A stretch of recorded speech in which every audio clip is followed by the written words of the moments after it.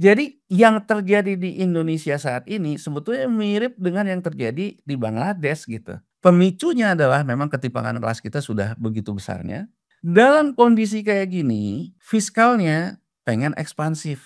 Aku ingin menyoroti ya, apa yang dikatakan oleh Menteri Keuangan Sri Mulyani. Dia menjamin tidak akan ada kenaikan pajak, tidak akan pajak baru. Betul. Tapi kalau kita lihat, dia juga mengatakan dia akan melakukan pendisiplinan pajak, menggandeng KPK, menggandeng kepolisian, menggandeng aparat penegak hukum dengan menerapkan Kortex. Artinya, aku tidak menyanggah bahwa yang namanya setiap objek pajak ya harus bayar pajak. Tapi kalau ini dikenakan kepada sektor informal yang lagi tertekan, dikejar-kejar pajak sementara tingkat kecemburuan sosialnya juga besar, ya kita akan mengalami titiknya seperti di Bangladesh, kelas bawah yang tertekan, tapi isunya adalah seperti di Korea Selatan tahun 97.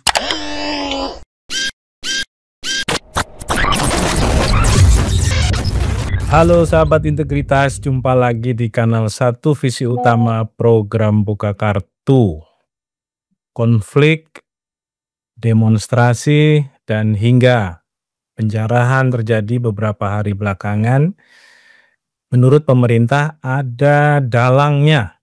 Ya, dalangnya itu dari asing, diduga merupakan sebuah organisasi yang menguncurkan dana untuk NGO di Indonesia dan berbagai hal lain yang sepertinya masih kurang relevan dengan situasi yang menyebabkan kenapa orang Indonesia sebagian besar marah dengan situasi hari ini.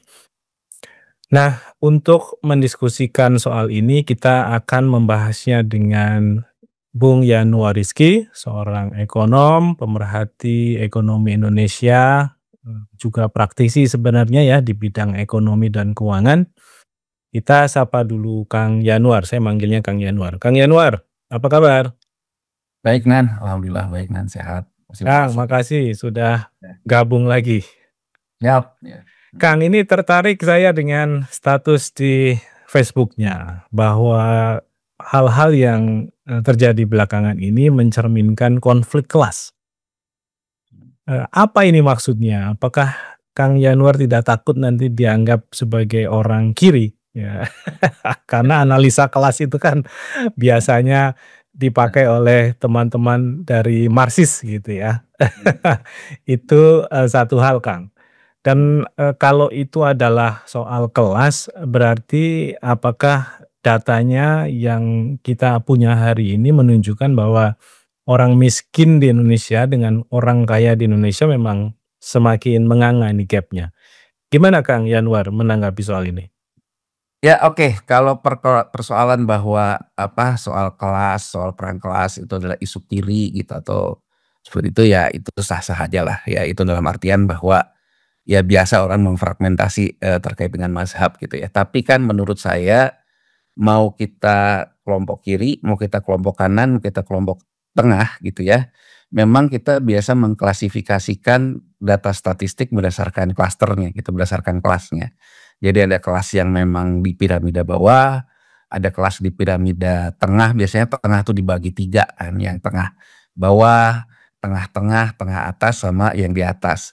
Dan semakin ke atas kan selalu mengerucut piramidanya ya, jadi artinya makin kecil lah gitu.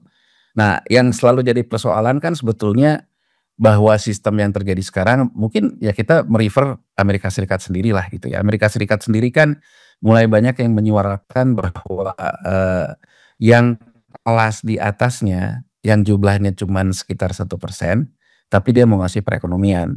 Sementara yang 99% kebanyakan itu membagi kue yang kue yang besar dibagi rame-rame lah gitu. Nah Nan gini, sebetulnya kan kalau kita berangkat ke sana gitu ya. Nah, jadi sebetulnya krisis 98 juga sebenarnya kalau kita mau nilai, itu sebetulnya terkait dengan perang kelas gitu ya. Jadi gini Nan, kalau kita perhatikan gitu ya, kita perhatikan sebetulnya dunia ini dibangun oleh ini untuk penggemar teori chaos gitu. Jadi bahwa dunia untuk mencapai keseimbangan baru, setelah dia mencapai suatu titik pelemahan, itu akan menjurus ke arah chaos. Karena chaos itu nanti akan merestart dan kemudian akan kembali ke keseimbangan baru. Jadi kalau kita lihat sejarah dunia ini chaos, ada yang menyulut kepada perang dunia, ada juga yang disulut setelah Perang Dunia Pertama ada flu Spanyol, menyulut ke chaos lagi ke Perang Dunia Kedua, ada chaos lagi Perang Teluk tahun 80.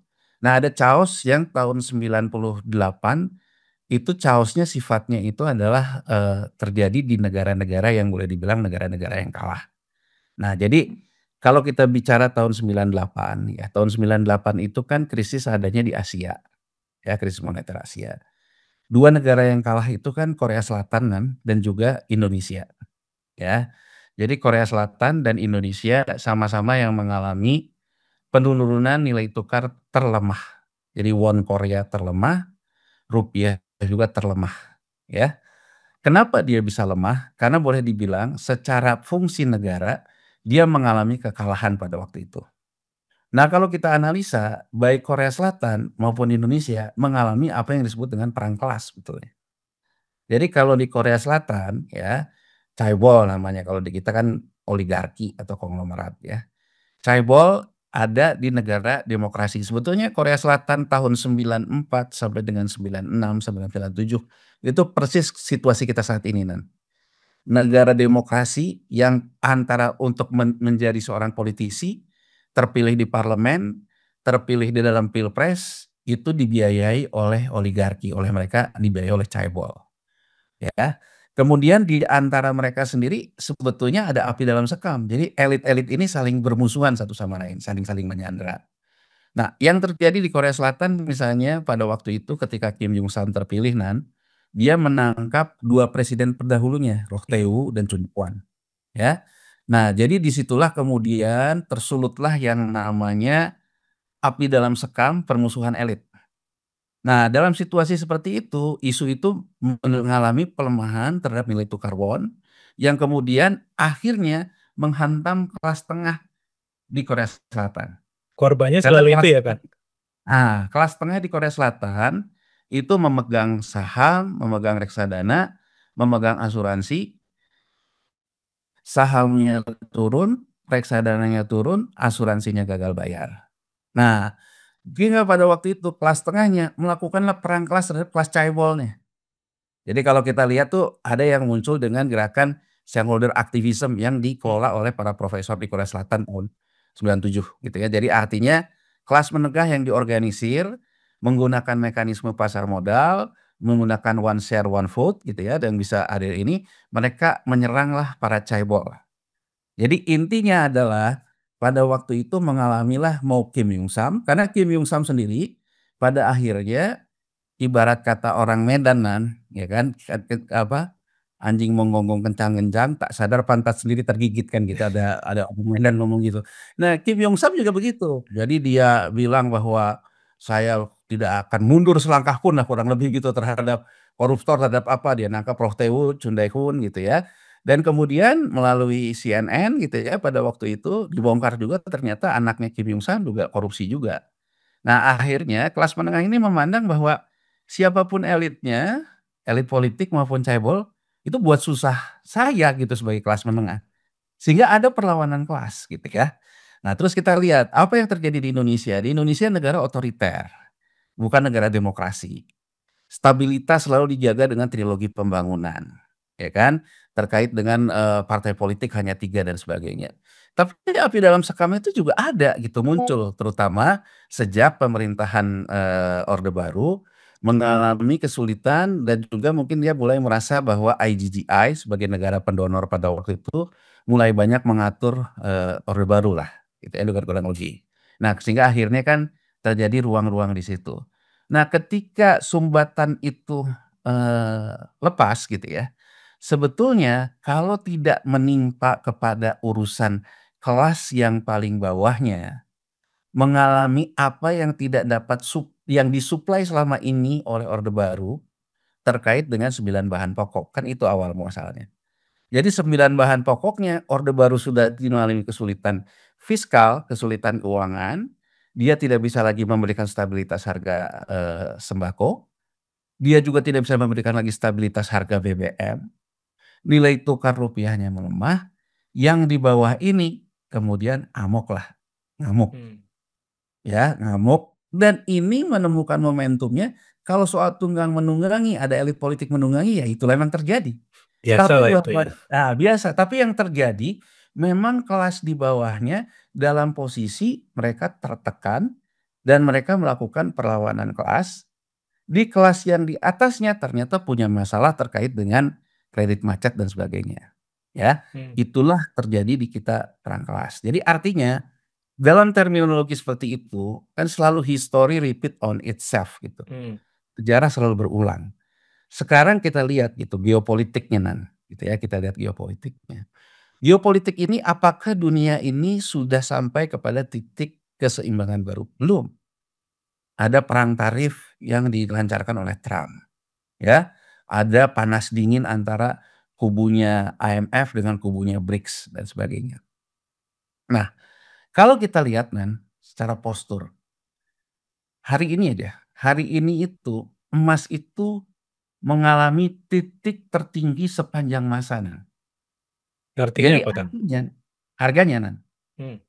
harga tertinggi sepanjang masa, artinya bahwa seolah-olah ada kesan bahwa negara dunia ini akan dilanda kepada kecemasan akan terjadi chaos yang mengarah ke perang dunia, kurang lebih gitu.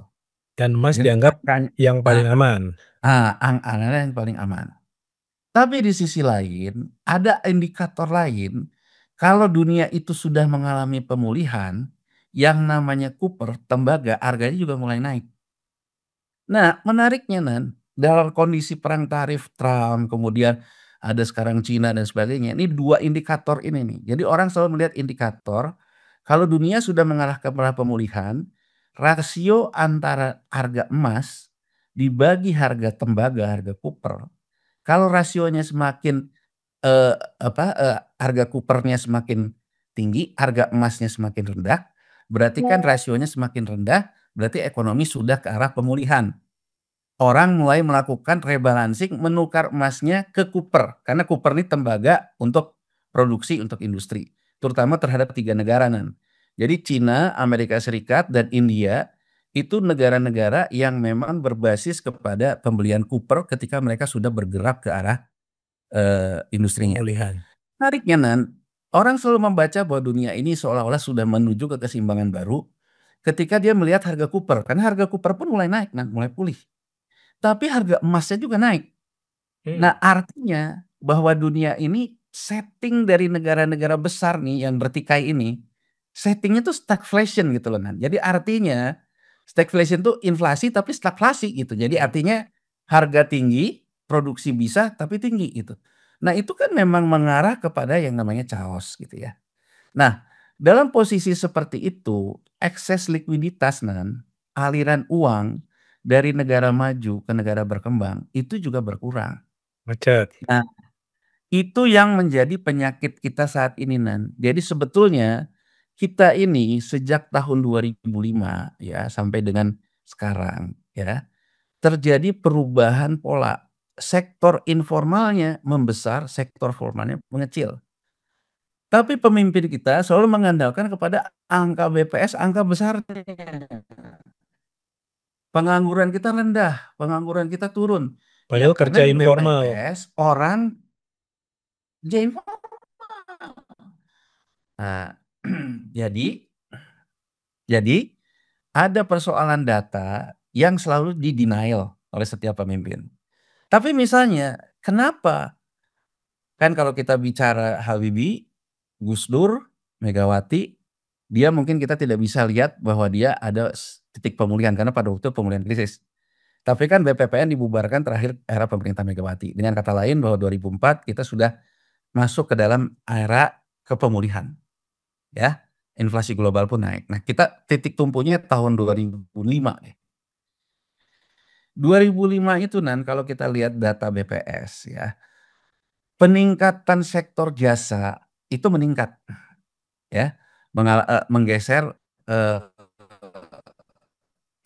pekerja kita di sektor pertanian maupun sektor manufaktur. Kalau kita lihat di situ aja bagus nggak? Bagus. Berarti bangsa kita ini udah bangsa yang pinter. bangsa yang apa udah service oriented gitu loh, udah bukan petani gurem lagi, udah bukan buruh kasar dan sebagainya. Tapi kita lihat lagi detailnya. Kerja jasa apa? Rata-rata kan yang timbul tuh apa? Di perhotelan, di restoran. Artinya sebetulnya kerja-kerja jasa informal kan. Ini data penting untuk kita melihat problem kelas kita nan gitu. Jadi artinya bahwa kelas di bawah kita itu mendapatkan yang namanya trickle down effect transaksi antar kelas dari kelas atas ke kelas tengah ke kelas bawah itu sifatnya sebetulnya belanja-belanja yang tidak ditopang oleh sektor ekonomi. Ambil contoh nan. Jadi negara nggak Ambil, ada lah di situ ya nah, sebenarnya ya. nggak ada. Ambil contoh kelas atas. Kelas atas di tahun 2005 di 2005 ya setelah pemulihan ekonomi setelah pemulihan ekonomi itu yang namanya pasar saham rame. Yang namanya batu bara mendadak tinggi harganya. Duit ibaratnya duit gampang buat kelompok atas. Yang bagian dari oligarki juga tentunya gitu ya. Tapi duit itu duit gampang oleh dia. Pasar saham kita memberikan return yang bagus, reksadana yang bagus. Nah, orang ini kemudian belanja kanan, bukan menciptakan lapangan kerja loh. Ya, spending ya. Beda loh. Spending. Jadi artinya transaksi dia ke kelas di bawahnya itu bukan dia kemudian menginvestasikan uang hasil keuntungannya itu ke sektor real, bukan. Karena dia juga kayaknya dari main saham, dapat konsesi batu bara, main falas gitu loh Nan. Jadi bukan Tapi dia entrepreneur lah ya. bukan entrepreneur ya, pemain pasar keuangan. Dan ini pun dibentuk oleh negara seolah-olah kita tuh rebahan aja dapat duit gitu-gitu kan. Oh, Framingnya iya. selalu begitu ya. Jadi artinya bahwa kalau bisa tuh kayak apa Richard Kiyosaki gitu kan ya, kita pokoknya uang yang bekerja untuk uang. Nah, uang bekerja untuk uang, begitu dia ada likuiditasnya karena negara maju juga memberikan ekses likuiditasnya ke negara kita, ada Nah, itu dipakai belanja. Belanjalah ke kelas tengahnya. Kelas tengahnya belanjalah beli gorengan. Tukang gorengan, pekerja informal. Apa Hmm. sektornya dicatat? Sektor jasa. Jasa Ah, gorengan. ya kan tukang somai, tukang apa gitu loh. Nah, ini kemudian tuh terus bergeser sampai terakhir itu sektor informalnya sudah mencapai ke 70%-an, sektor formal tinggal 30%. Hmm.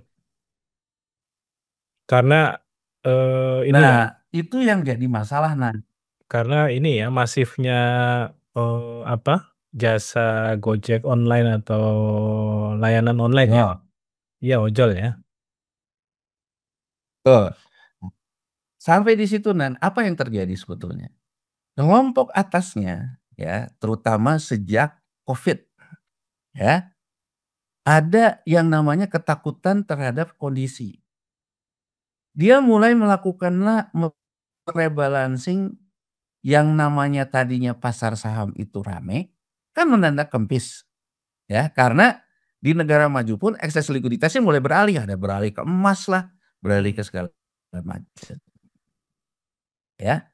Nah, ketika dia yang kelompok tadinya dia bermain dengan permainan likuiditas dia dapat uang, dia sekarang beralih ke emas, ke segala macam. Nah, berarti kan dia sendiri dalam posisi uangnya tuh diem, kan beda kalau main saham Kalau main saham ada trading gain-nya. Ya. Kalau emas kan dia harganya naik terus, kalau dia nggak lepas-lepas ya dia nggak dapat cash in istilahnya Iya. Nah, akumulasi kelompok kaya ke emas ini semakin hari semakin tinggi terutama dipicu oleh geopolitik ini. Nah, ini merambat ke kelompok tengahnya. Kelompok tengahnya mulai ikut-ikutan. Wah, udah deh, saya juga cari aman dulu deh, ikut main emas. Ya kan bahkan kalau kita lihat angka inflasi di BPS ketika deflasi satu-satunya inflasi emas. Berarti kan orang kaya dikit di kampung juga beli emas gitu kan Hmm. ya. Nah, ini artinya tidak ada capital gain, tidak ada trading gain yang selama ini menghidupi transaksi antar kelas. Ya. Ya kan? Nah, perusahaan yang selama ini juga dapat dari pendapatan sektor keuangan, akhirnya nggak punya likuiditas, mulailah PHK. Orang di PHK ini masuk lagi ke sektor informal yang ojol segala macam. Yang beli gorengan udah di rumah, mana ada gorengan nilainya turun, ojol turun. Nah, sehingga ekonomi yang akhir yang paling kejepit siapa? Yang di bawah Jadi yang terjadi di Indonesia saat ini sebetulnya mirip dengan yang terjadi di Bangladesh gitu. Mmm. Cuman kan persoalannya, apakah kita melihatnya ini kondisinya itu bahwa, "Oh, ini ada dalangnya, ini ada apa," betul Nan, pasti. Tapi pemicunya adalah memang ketimpangan kelas kita sudah begitu besarnya. Nah, dalam kondisi kayak gini, gitu loh Nan, dalam kondisi kayak gini, fiskalnya pengen ekspansif, gitu loh Nan. Cara berpikirnya tuh gitu.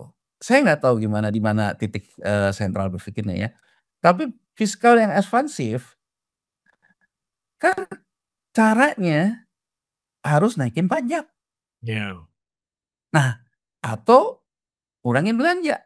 Nah, pertama adalah efisiensi, yang jadi korban adalah transfer keuangan pusat ke daerah. Nah, itulah muncul akhirnya di Pati. Karena Iya. pemerintah daerah pilihannya ya menaikkan pajak daerah.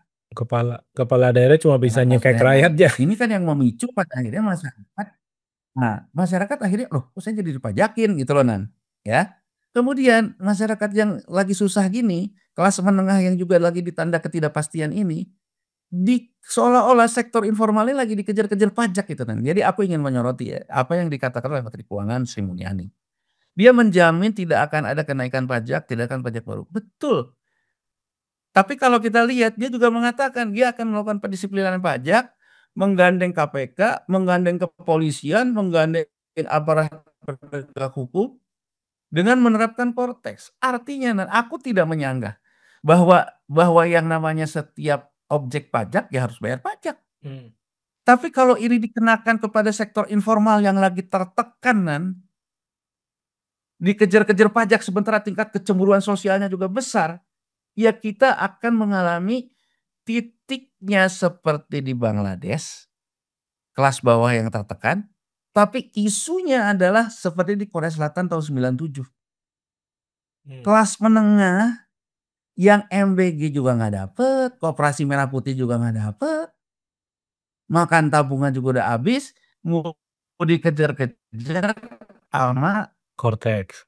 pajak, Kortex dan sebagainya, pendisiplinan pajak, ya akan terjadi jadi menurutku itu yang terjadi. Jadi yang terjadi itu sebetulnya hal-hal seperti itu gitu loh, Mmm. Oke.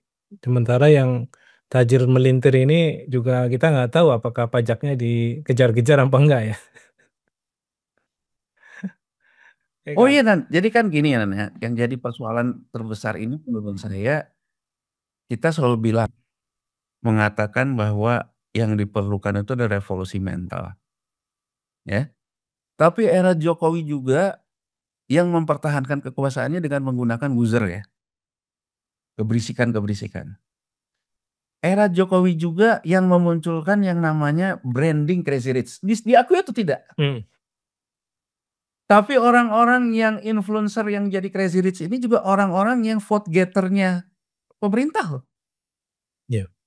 Nah, aku sejak lama melihat ini sebetulnya kenapa sih pemerintah membiarkan yang adanya namanya, framing budaya seperti ini. Misalnya Flexing ya? show di medsosnya, ya kan, flexing. Dan orang-orang yang flexing ini diundang sebagai bagian untuk menjadi influencer kekuasaan. Nah, diakui atau tidak? Soal joget-joget ini, kita mau fair aja. Waktu Presiden Prabowo ketemu Presiden Jokowi di Solo, nah itu wamennya bekas penyanyi, Mmm. ya kan, sama menteri-menteri yang lain joget-joget loh. Iya. Bahkan kalau kita bilang menangnya untuk pemilu pakai joget kan, Iya. ya nggak? Nah, jadi maksud saya ini sebetulnya kalau boleh dibilang bumerang nanti.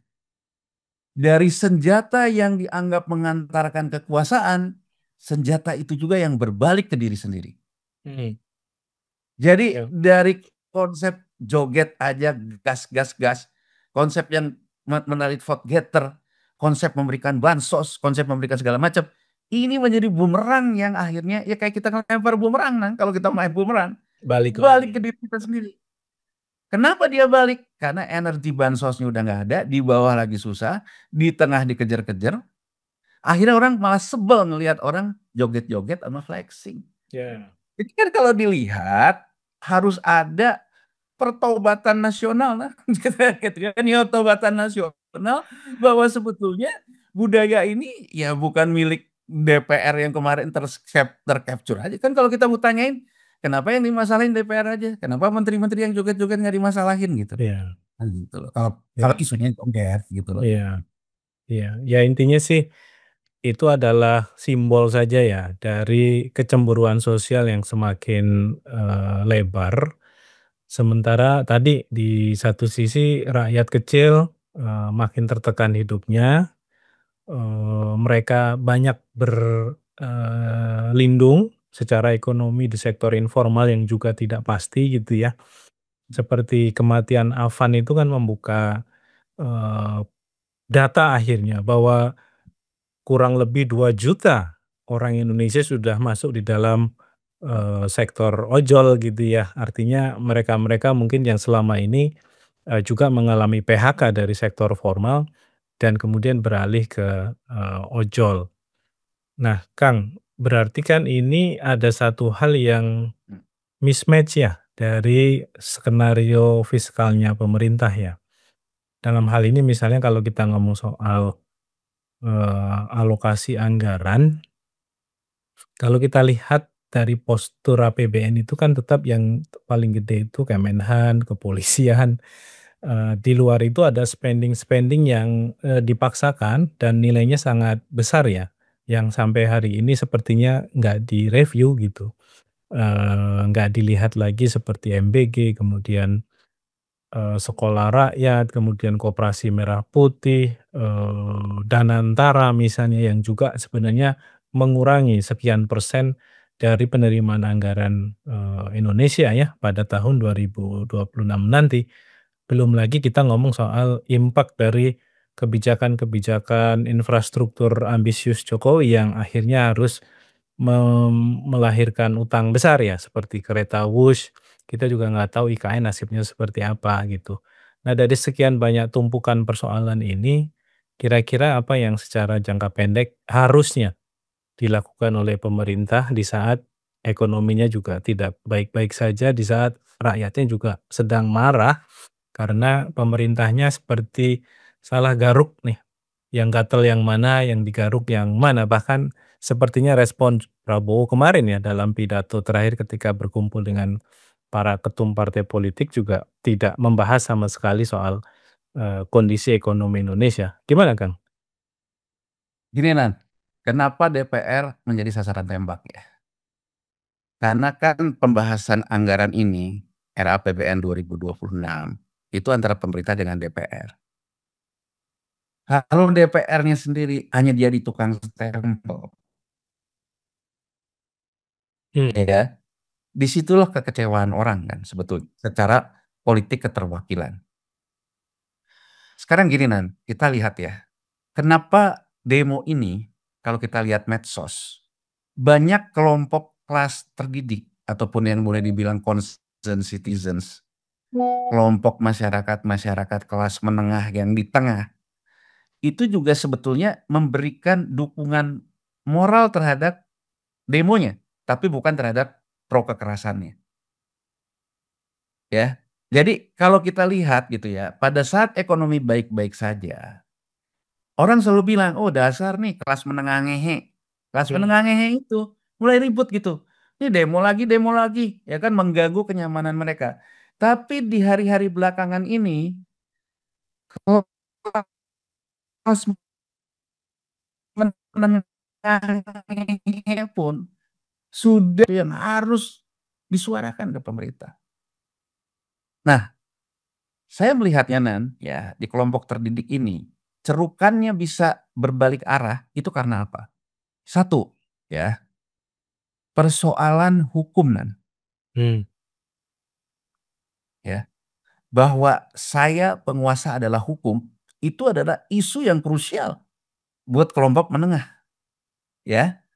Ketika misalnya presiden ini memenangkan konsentrasi karena wapresnya ditolong oleh Mahkamah Konstitusi, Itu persoalan yang sebetulnya seolah-olah selesai, tapi tidak selesai loh, Nan. Tidak akan pernah selesai. Tidak akan pernah selesai. Bahwa pada dasarnya kelompok yang menganggap bahwa negara ini sudah ada masalah secara konstitusi, kalah dalam elektoral, dia kalah karena kalah yang kelompok di bawah dikasih bansos, dikasih segala macam, ya kan? Menang secara elektoral. Nah, sekarang orang yang diberi bansosnya itu juga merasakan bahwa hidupnya tidak baik-baik saja, kan? Kemudian juga melakukan kecemburuan sosial, yang ini nyerang, bergabunglah dengan kelompok yang selama ini pun sebetulnya menganggap ada persoalan hukum. Nah, politik keterwakilan kita juga jadi masalah. Ini mungkin kita harus mengatakan loh, ketika namanya parlemen tidak ada oposisi, Iya. rasakanlah dampaknya sekarang. Ya. Artinya masyarakat kalau kita lihat yang ngegrundel tentang misalnya soal perpajakan, soal apa tuh, tidak ada yang mewakilinan. Ya. Karena tidak ada partai yang mengambil posisi oposisi. Nggak ada yang bersuara kritis ya. Nggak ada yang bersuara kritis. Makanya kan akhirnya yang menjadi sasaran tembak kelompok kelas menengah adalah DPR. Karena persoalan politik keterwakilan. Ya. Dan itu udah tepat lah ya. Udah tepat, politik keterwakilan tidak terwakili. Hmm. Begitu dia mendemo DPR karena persoalan perwakilan politik keterwakilan tidak ada, kemeriahan ke demo ini dimanfaatkan oleh kelompok bawah yang memang ya mungkin saja di rumah baru ribut lah sama istrinya karena uang kurang segala macam Iya, itu. iya. Begitu di jalanan ada gini, ya dia kan melampiaskan. Itu kan karena persoalan-persoalan yang di bawahnya itu memang ada persoalan. Iya. Jadi menurut saya kalau kita lihat dari sudut pandang keterwakilan pembahasan anggaran ini, memang kita tidak kehilangan ruang publik yang membahasnya dengan baik. Iya. Dan Seolah-olah gitu ya, seolah-olah kita ini percaya aja deh gitu. Kan nggak bisa. ya. Bahkan kalau kita mulai mengkritik, kita dianggap mengganggu stabilitas. Ya. Jadi kalau menurut saya itu yang harus dilihat secara clear ya. Bahwa anggaran kalau dalam posisi kayak gini, mungkin kita itu harus menahan spending. Menurutku ya, apa adanya ke masyarakat. Gitu loh, menjelaskan ke masyarakat, rakyatku, ekonomi ini lagi sulit. Mari kita lalui kesulitan ini sama-sama. Kesulitan ini ditimbulkan oleh ada beban hutang masa lalu yang sebesar segini. Bahwa hutang di masa lalu ini tidak menumbuhkan yang namanya pajak, ada dua sebab.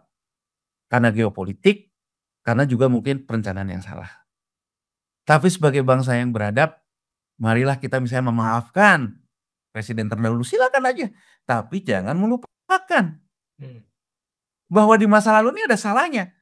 Ini kan belum apa-apa udah hidup Jokowi, susah gitu loh. Jadi artinya gitu kita tidak berada dalam satu kejujuran loh. Bahwa antar presiden itu saling menjaga marwah presiden sebelumnya, sah-sah saja. Tapi bukan berarti kalau ada hal yang keliru, kita juga kemudian menjadi kamuflase gitu loh. Nah, jadi menurutku budgeting kita ini, persoalan masa lalu kita tidak berani koreksi, malah kita menikmatinya dengan menambah seolah-olah yang kayak gitu bisa dilakukan. Jadi ya menurut saya nggak masuk akal ya. Bahwa MBG misalnya nggak ada yang menentang lah dikasih makan bergizi itu akan lebih baik. Tapi kan kalau misalnya anaknya dikasih makan bergizi, tapi orang tuanya kemudian sebagai supir ojol nggak dapat order gitu loh, mana yang lebih bisa memicu kerusuhan gitu loh, kan menurut saya skema-skema seperti itu kan harusnya ada dalam skema ruang banggar.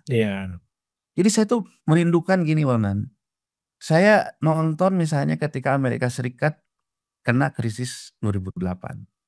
Itu ekspansi fiskal loh, Tapi bagaimana seorang gubernur The Fed memberikan testimoni di badan anggaran dan terjadi perdebatan yang sangat seru yang bahkan kita juga bukan warga negara Amerika bisa belajar gitu ya, nonton pandangannya begini kalau kelompok yang alirannya begini. Begitu serunya, begitu dinamisnya. Begitu juga ketika Menteri Keuangannya memberikan postur begitu serunya. Kita di Banggar yang ada, ya kita nonton IG-nya Sri Mulyani aja, seolah-olah nggak ada apa-apa gitu. Jadi maksud saya, seolah-olah apa yang dikeluhkan oleh masyarakat di luar tidak dicerminkan dalam politik keterwakilan. Inilah menurut saya celakanya. Tidak ada yang namanya keterwakilan. Dan memang masyarakat kita semua, di masyarakat kita ini ada oposisi gitu loh. Nah, Iya. itu udah kaidah negara demokrasi. Jadi kan artinya menurut saya politik keterwakilan oposisi harus ada. Iya. Ini kan malah enggak gitu loh. Seolah-olah demi bangsa, demi negara. Ya kalau gini terus sih, ya bom waktu kita belajar dari 98 gitu loh. Nah, Oke, Kang. Nah, Kita contoh deh memang Nan, aku iya. ambil contoh ya, karena aku tadi baru baca juga beritanya, ya. Beritanya di CNBC gitu ya. Bos-bos GoTo membeli saham GoTo Rp2. Dengan harga sekarang dia langsung jual, dia udah dapet cuan miliaran. Ini Nan kalau kita lihat gitu ya. Sebelum ini supir ojol itu meneriakkan tentang pembagian fee yang lebih fair Adil. dengan aplikator. Adil. Coba mereka sekarang lagi susah payah berebut di antara supir ojol yang tambah banyak. Yang namanya aplikat duit dari mereka dipotong dari mereka itu untuk bayarin gaji para eksekutif aplikator yang nilainya nggak kecil. Juga untuk membeli saham treasury. Yang saham treasury-nya diberikan sebagai bonus kepada para manajemen dan karyawannya seharga 2 perak. Jadi menurutku di sini aja, walaupun supir ojolnya mungkin nggak ngeh, tapi aku ingin memberikan kontekstual gitu loh, bahwa yang namanya perang kelas nih soal waktu gitu loh Nan. Gitu loh. Kan harusnya menimbulkan kesadaran dari pemerintah, loh kok kamu serakah? Kan sesuai dengan Serakanomics. Udah dapat gaji, sekarang juga dapat saham bonus, harganya cuma 2 perak. Supir ojolnya sekarang bahkan ada yang sampai jadi korban kan kayak almarhum Afan. Kalau menurut saya presiden yang nggak usah omong-omong, lakukan minimal terhadap postur bagaimana sistem bagi hasil aplikator itu lebih beradab untuk mencegah perang kelas gitu. Itu aja contoh Nan, contoh nyata bahwa sebetulnya kita tuh kehilangan oposisi yang konstruktif gitu loh. Ya. Oke, Kang. Sepertinya untuk menunggu oposisi datang, kita harus sabar karena anggota DPR-nya sedang ikut lari di Sydney Marathon. Ya, Nan, celakanya kita ini gini loh. Nih kalau kita lihat ya, Gubernur BI-nya kelihatannya tersandra sama CSR. Ketua OJK kelihatan juga tersandra CSR. Kita nggak tahu juga nih, ada apa dengan Menteri Keuangan nih. Gitu loh, seolah-olah kan Menteri Keuangan ini dia Manut terus. manut terus gitu. Ya kan? Menservis apapun maunya presiden gitu. Celaka banget menurut saya ketika kita melihat figur-figur yang kita harapkan memberikan warna, kelihatannya kalau dari persepsi politik tersandra oleh persoalannya masing-masing. Ya. Nah, kalau ini tidak diperbaiki, menurut saya yang bisa memperbaiki hanya presiden, kepala negara. Dia harus segera merubah aura kabinetnya, harus merubah aura situasinya. Jangan maafkan tapi tidak ada konsekuensi. Saling memaafkan ya boleh aja, tapi dari saling memaafkan itu ada pertobatannya. Kan kita tunggu pertobatannya, termasuk paradigma kita dalam pengelolaan keuangan negara gitu. Oke deh, Kang, ini menarik. Statement terakhir, perlu ada tobat nasional dalam penganggaran negara supaya tidak melahirkan jurang yang lebih dalam antara orang yang kaya dengan orang yang miskin di Indonesia, terutama dalam situasi ekonomi yang tidak baik-baik saja hari ini. Supaya juga kita tidak meledak menjadi-jadi seperti Bangladesh. Kita perlu belajar dari Bangladesh, kita perlu belajar dari beberapa negara miskin lain ya, yang akhirnya harus menghadapi krisis politik yang parah ya, karena pemerintahnya tidak becus mengelola ekonomi dan kebijakan-kebijakan hukum lainnya. Kang Yanuar, terima kasih untuk insight-nya. Sekali lagi, ini adalah satu hal yang kita bisa belajar dari sejarah, karena sejarah selalu berulang.